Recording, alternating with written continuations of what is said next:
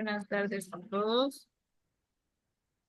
Voy a empezarles compartiendo la clase del día de hoy. Buenas tardes, licenciada. Buenas tardes, ¿cómo están?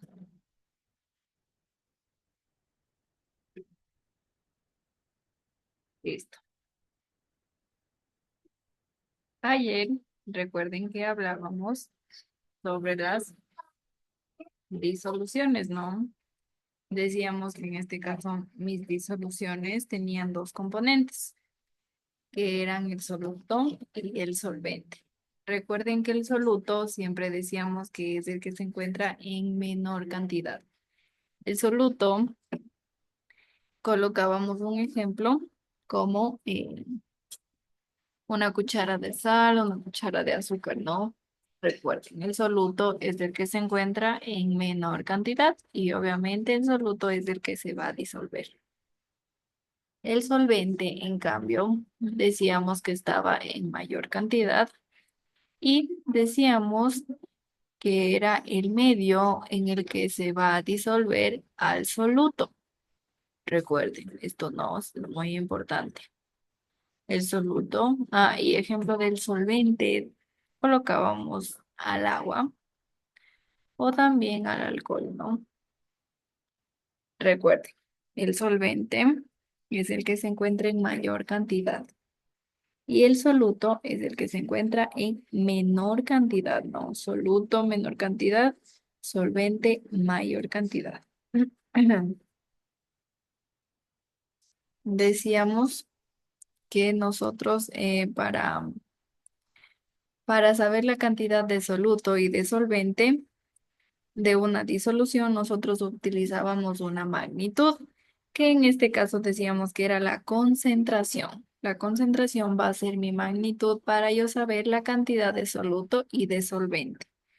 Decíamos que se clasificaban en soluciones diluidas y concentradas.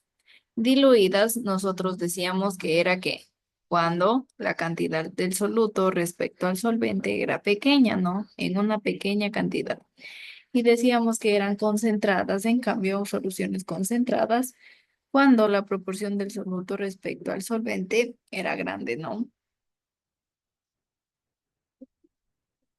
Hablábamos también de que siempre en este caso tenemos que tener interacciones de tipo soluto y solvente y que estas debían ser muy importantes, ¿no?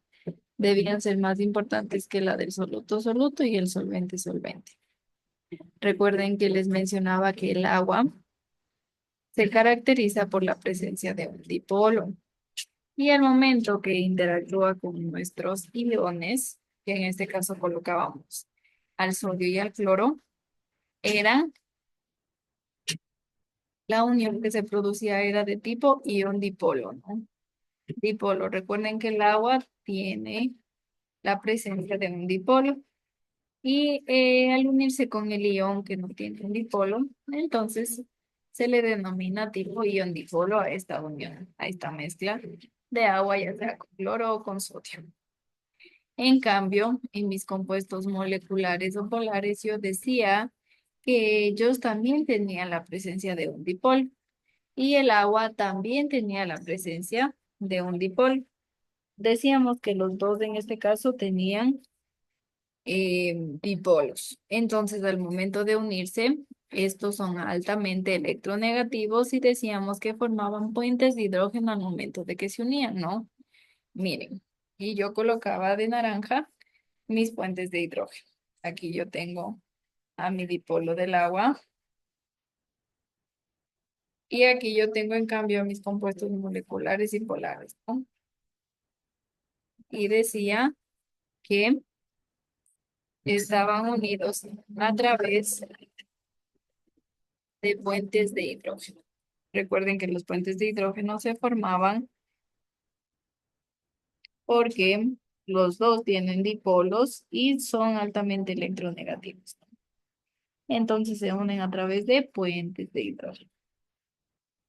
Y listo, hasta ahí nos quedamos el día de ayer, ¿no?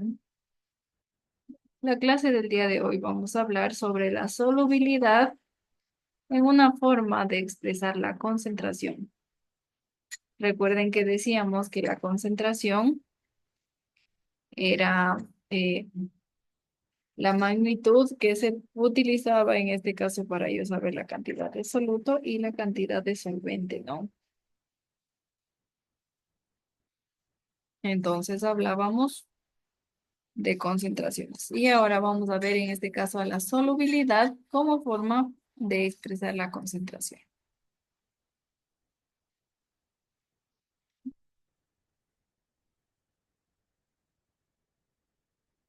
Y decimos en este caso que la solubilidad de una sustancia es la cantidad máxima de un soluto anhidro que puede ser disuelta. En este caso, pongamos un ejemplo de 100 gramos. 100 gramos en este caso tiene mi solvente.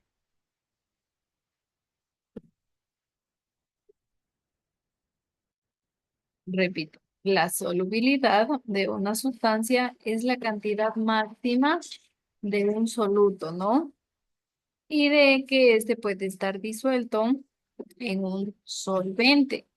Recuerden, esta solubilidad es de una sustancia cualquiera, que puede ser la solubilidad del azúcar, la solubilidad de la sal. En este caso, esta solubilidad es la cantidad máxima que tiene para ser disuelta, ¿no? En este caso, en el solvente.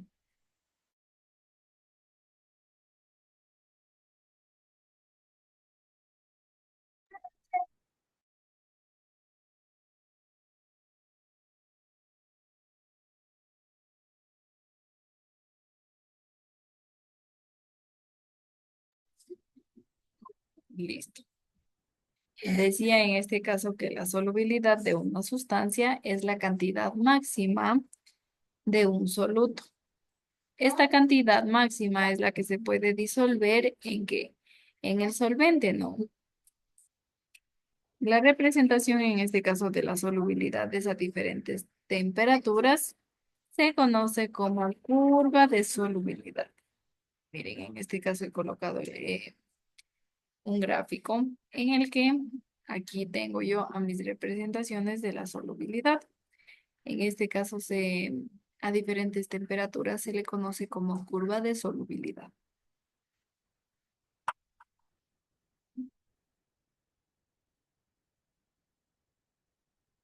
En este tipo de representaciones gráficas, yo tengo diferentes tipos de soluciones que veremos a continuación.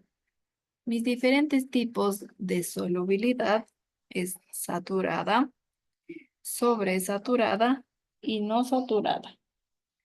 Repito, mis diferentes tipos de solubilidad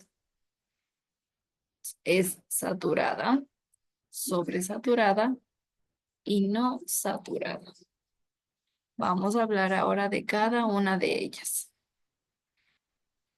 ¿Cuáles eran los tipos? Preguntas, ¿no? ¿Cuáles eran los tipos de solubilidad que yo tenía,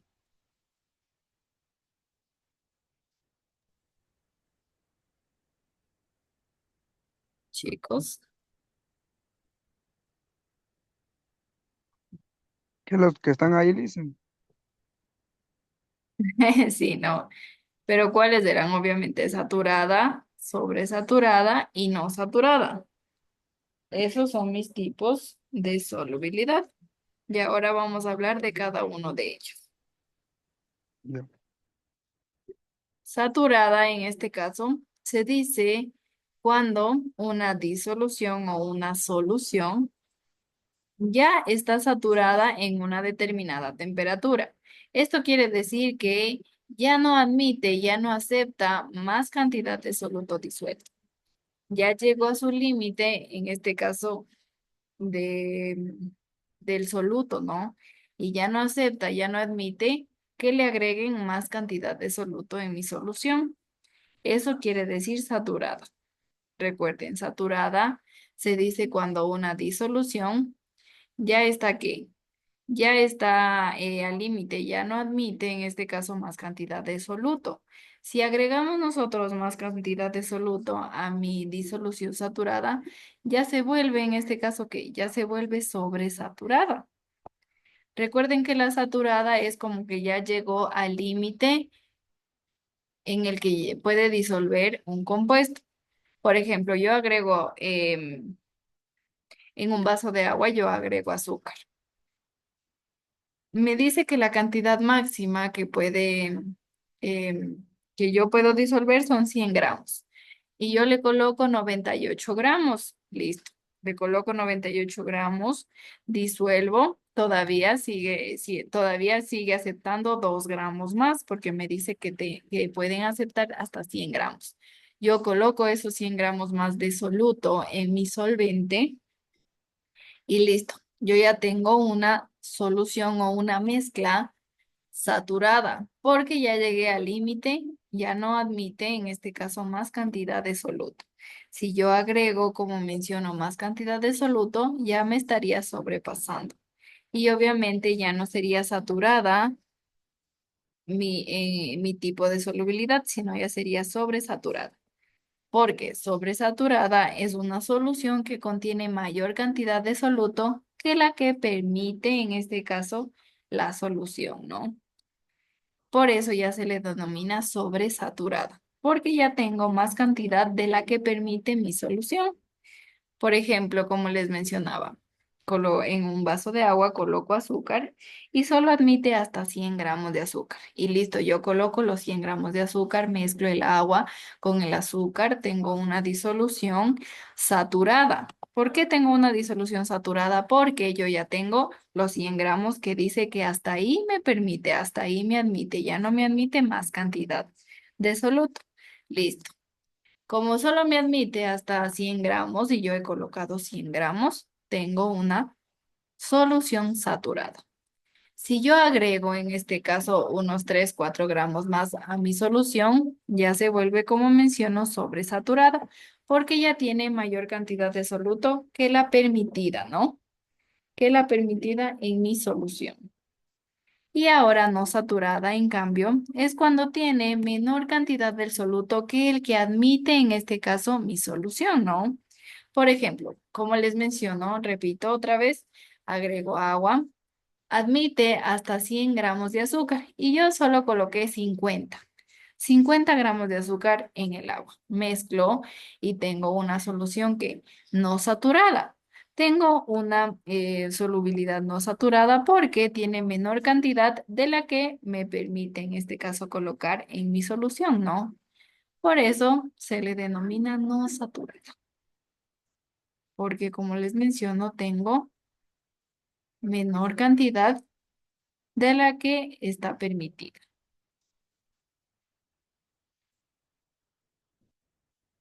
Y listo.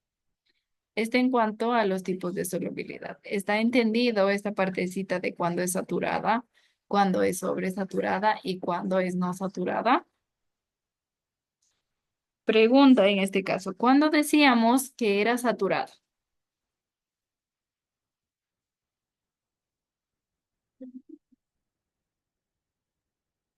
Cuando está determinada una temperatura.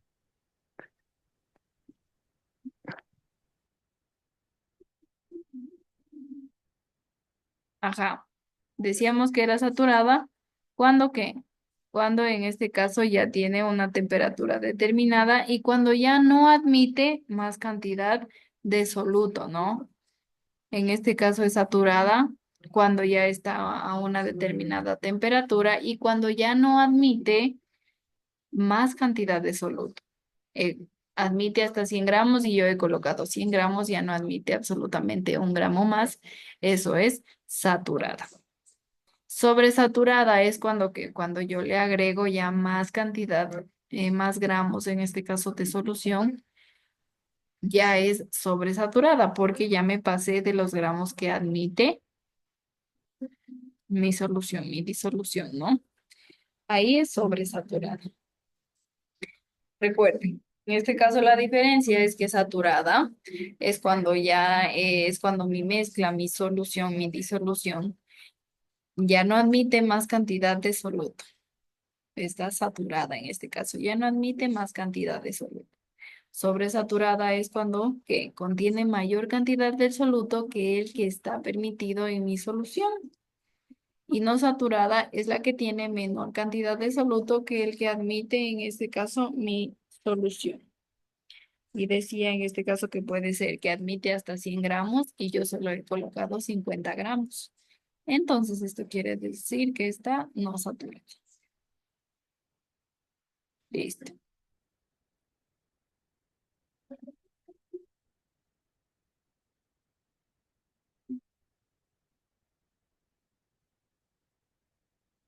Nos vamos a hablar ahora sobre los procesos de solubilización, ¿no? Estos procesos de solubilización también se asocian a elementos termodinámicos. Esto en cuanto, entrando en el contexto de su ocurrencia, ¿no? Y en este sentido se pueden clasificar como endotérmicos y exotérmicos.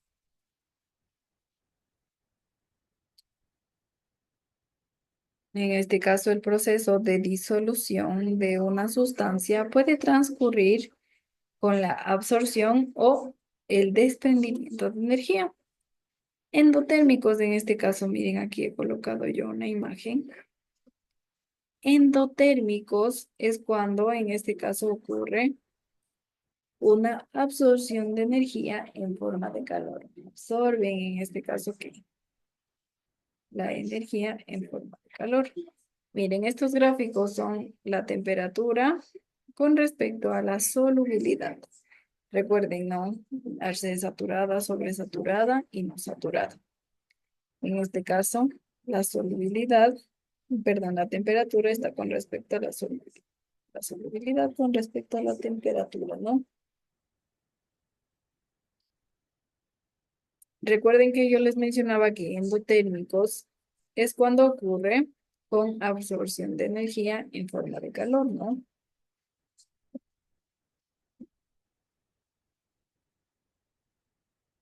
Y exotérmicos en cambio, es cuando se produce la liberación de energía.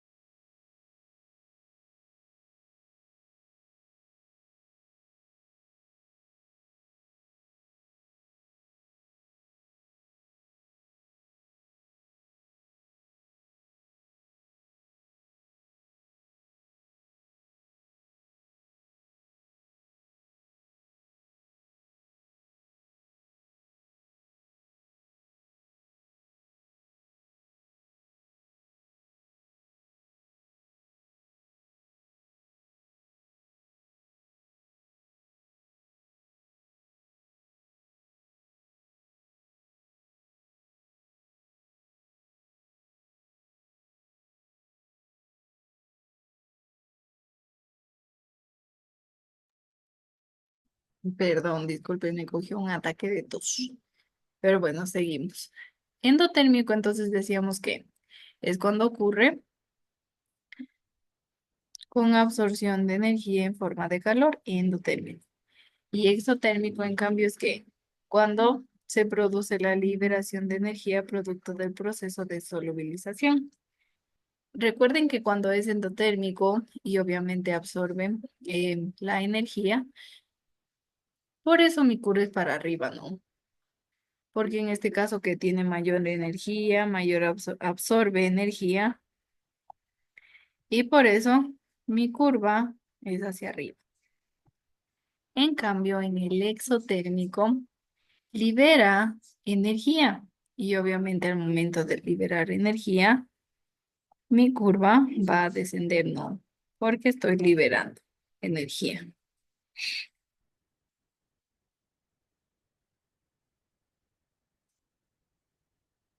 Y obviamente al liberar energía es pérdida, ¿no? Y por eso mi curva va de arriba hacia abajo. Y en cambio en mi endotérmico, yo absorbo la energía en forma de calor. Producto de ello, obviamente, por eso mi curva va en ascenso, porque absorbo energía, obviamente. Y en el endotérmico, en cambio, libero energía, obviamente, y por eso va en descenso mi curva, ¿no? Listo. Hasta aquí tal vez alguna duda, alguna inquietud.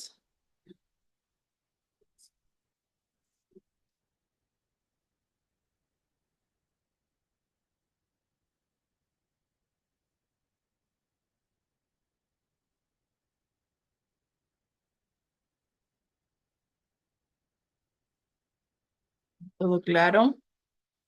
En este caso, Maximiliano y Tabata.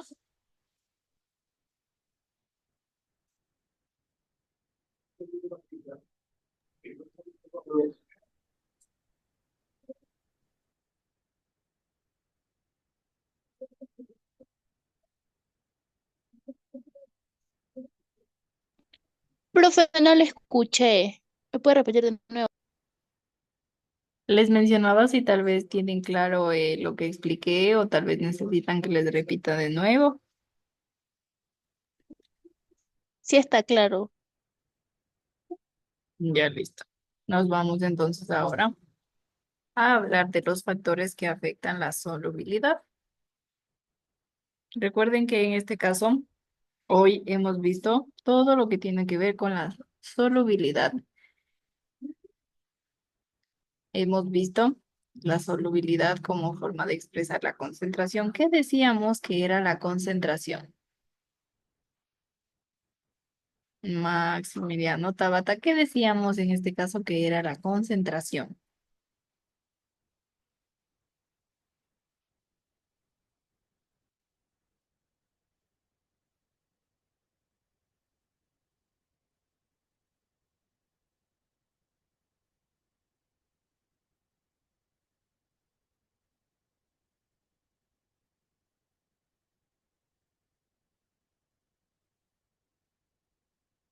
La concentración decíamos que era que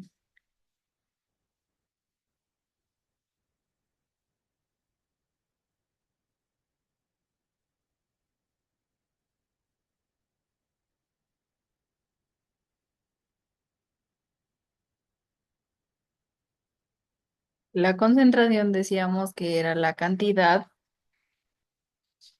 que nosotros vamos a utilizar de soluto y de solvente, o sea, era la magnitud en este caso que vamos a utilizar siempre, ¿no? Para saber la cantidad de soluto y de solvente.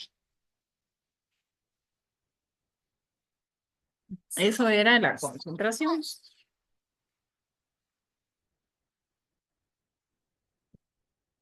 Y hablábamos en este caso que de la solubilidad como forma de expresar la concentración. Y la concentración decíamos que era la magnitud para saber yo la cantidad de soluto y de solvente que necesito para mi solución.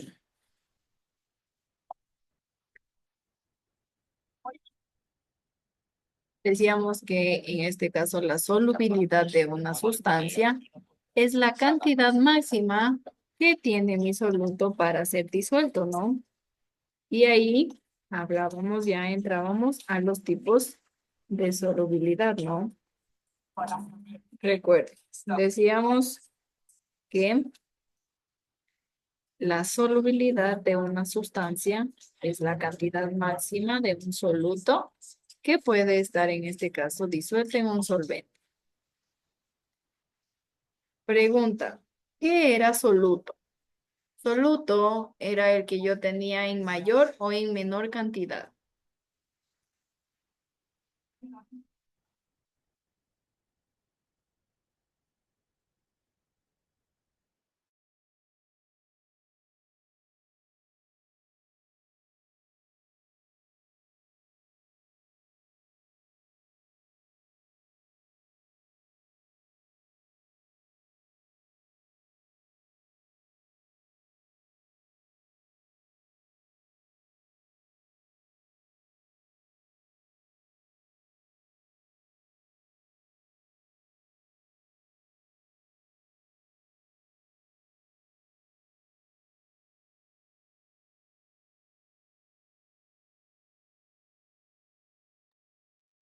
Max, Tabata, ¿están por ahí?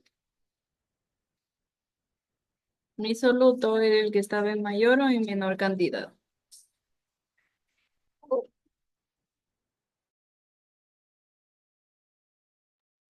En mayor cantidad.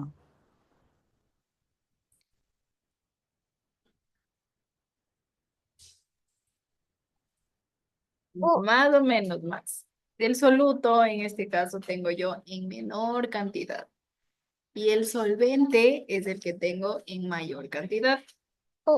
Y la solubilidad, estamos en este caso hablando de que es la cantidad máxima que yo puedo colocar de soluto en mi solvente. Soluto decíamos que es el que tiene menor cantidad y solvente es el que tiene mayor cantidad. En este caso, recuerden, de ahí hablábamos de que de la saturada y sobresaturada y no saturada. Decíamos en este caso que la saturada es cuando ¿qué? Cuando una disolución está en este caso al límite. Si tiene solo 100 gramos de soluto en el solvente y es lo que puede aceptar en este caso mi solvente, es saturada porque me dice que solo acepta 100 gramos de soluto. Y yo en las saturadas ya he colocado mis 100 gramos de soluto. Entonces, listo, está en el rango de ser saturada. Recuerden que la saturada decíamos que no admite más cantidad de soluto, ¿no? Solo admite hasta 100 gramos. Y yo ya en mi solución he colocado los 100 gramos. Ya no admite absolutamente más cantidad de soluto. Y por esto se le llama saturada. En cambio, si es que solo admite 100 gramos y yo coloco 106 gramos, yo ya tengo una sobresaturada. ¿Por qué yo ya tengo una sobresaturada? Porque he colocado más gramos de los que admite mi mezcla, de los que admite mi solución, ¿no? Ahí yo ya tengo una sobresaturada. Recuerden que la sobresaturada es una disolución que contiene mayor cantidad del soluto que el que me permite, en este caso, mi solución. Y la no saturada, en cambio, decíamos que es que cuando contiene menor cantidad de soluto que el que admite, en este caso, mi solución. Y decíamos que pueden estar 50 gramos de 50 gramos de soluto cuando yo acepto hasta 100 gramos, ¿no? Y por esto se le denomina no saturado, porque obviamente que contiene una menor cantidad de soluto que el que admite, en este caso, mi solución. Recuerden que mi solución está formada por el soluto y el solvente. Mi solución está formada por el soluto y el solvente.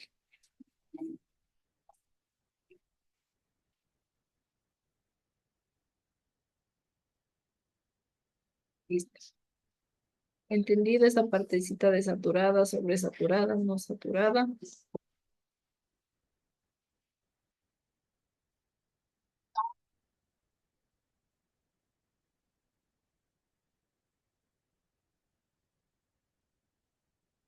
Listo. Después hablábamos de los procesos de solubilización y decíamos que son endotérmicos y exotérmicos, ¿no? Recuerden que endotérmicos es cuando existe una absorción de calor en forma de ¿qué? De energía, ¿no? Y el exotérmico, en cambio, es cuando se libera la energía. Y esta liberación de energía es producto del proceso de solubilización.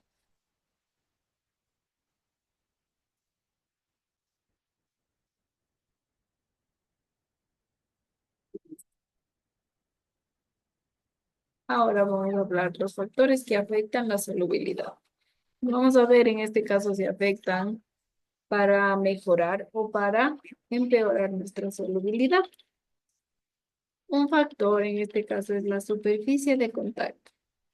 Al aumentar la superficie de contacto del soluto decíamos que tiene menor cantidad. Al aumentar en este caso la superficie de contacto del soluto, esto favorece las interacciones entre soluto y solvente. Miren, favorece a las interacciones entre soluto y solvente. y aumenta así la rapidez con la que va a ocurrir el proceso de disolución, el proceso en este caso de disolverse. Coloquemos un ejemplo de la sal y el azúcar, ¿no? En este caso, como yo favorezco las interacciones soluto-solvente, aumento la rapidez con la que se va a producir el proceso de disolución. Recuerden, esto en cuanto a la superficie de contacto. A veces es mejor pulverizar mis sustancias para que así favorezcan aún más las interacciones entre soluto y solvente. Que en este caso este término pulverizar. Este término nos quiere decir o nos quiere dar a entender que, eh, que sustancias químicas que vienen en forma de cristales o en forma de, de, de, ¿qué puedo decir? Como en forma de rocas, estas sustancias se puede pulverizar.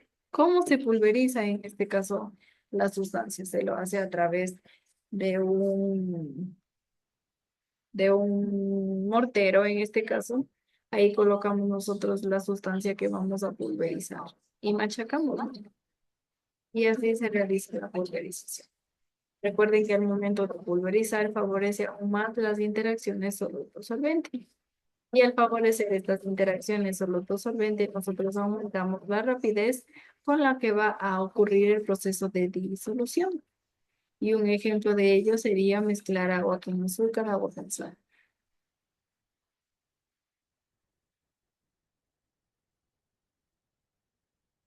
Como tengo yo ya pulverizada mi sal y mi azúcar, ya tengo en forma como que de material súper chiquito, me favorece las interacciones soluto-solvente. Y así yo he aumentado la rapidez con la que se va a producir el proceso, en este caso de disolución. Agua, revuelvo en este caso el azúcar y que como tengo ya pulverizado, aumento la rapidez con la que va a disolverse la sal o el azúcar en el agua. Agitación también es un factor en este caso que afecta la solubilidad. La agitación, en este caso al disolver un sólido, sus partículas deben difundirse por todo el solvente, ¿no? Al momento de mezclar.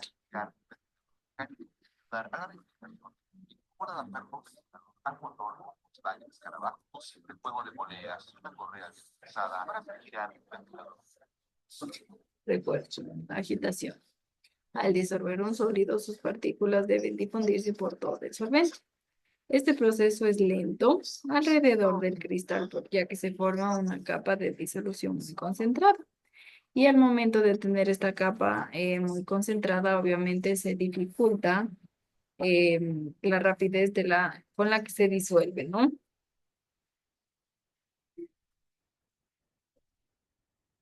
Otros factores que afectan la solubilidad son la temperatura y la presión.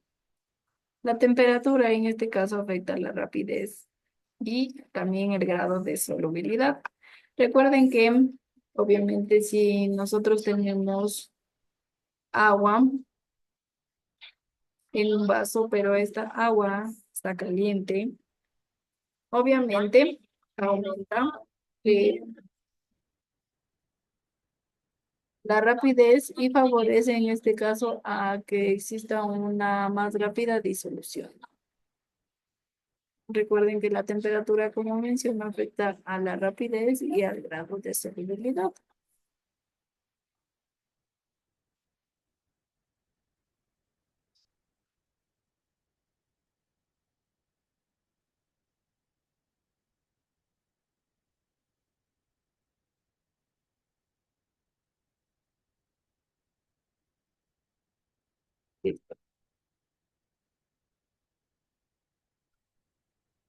Tal vez alguien quiere dar un ejemplo en este caso de cómo la temperatura afecta a la rapidez y al grado de solubilidad de algún compuesto, de algún ejemplo que sucede en la vida cotidiana.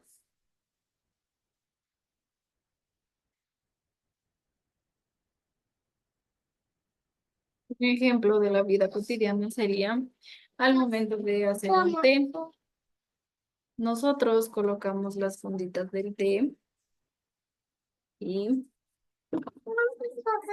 al momento de, em, de colocar el té, la fundita del té en el agua hirviendo, existe una rapidez del grado de solubilidad, ¿no? En cambio, si yo coloco la agüita, perdón, el té en agua fría, se demora un poco más en el grado de solubilidad, ¿no?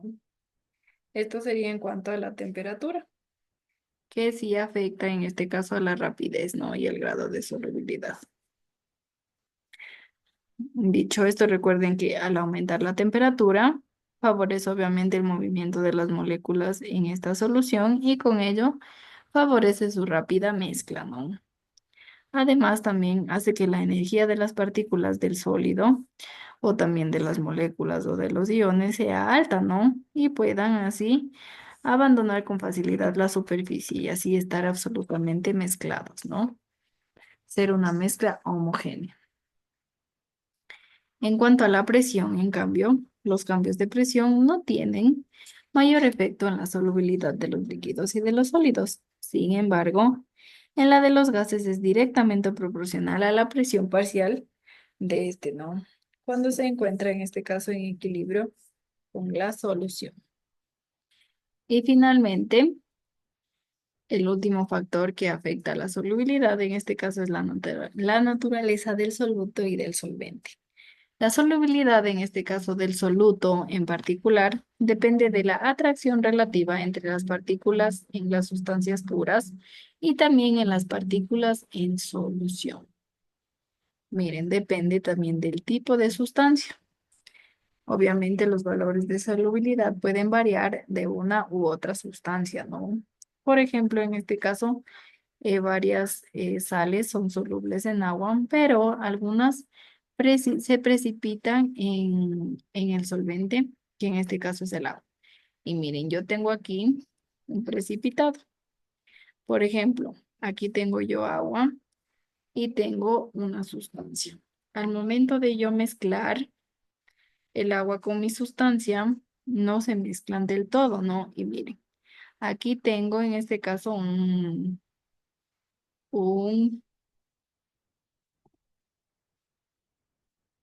precipitado. Precipitado es lo que se forma, en este caso, al fondo de mi mezcla. A eso se le denomina precipitado. A lo que yo formo o a lo que no se mezcla con el agua, ¿no? Y se queda en este caso abajo. Eso es un precipitado. Y listo. Esto sería todo por la clase del día de hoy. Ya les voy a colocar este video, también el deber. Y si tienen alguna duda, inquietud con el deber, me escriben nomás, ¿no? Ahí yo solvento todas sus dudas. Hasta luego con todos, que tengan una buena tarde.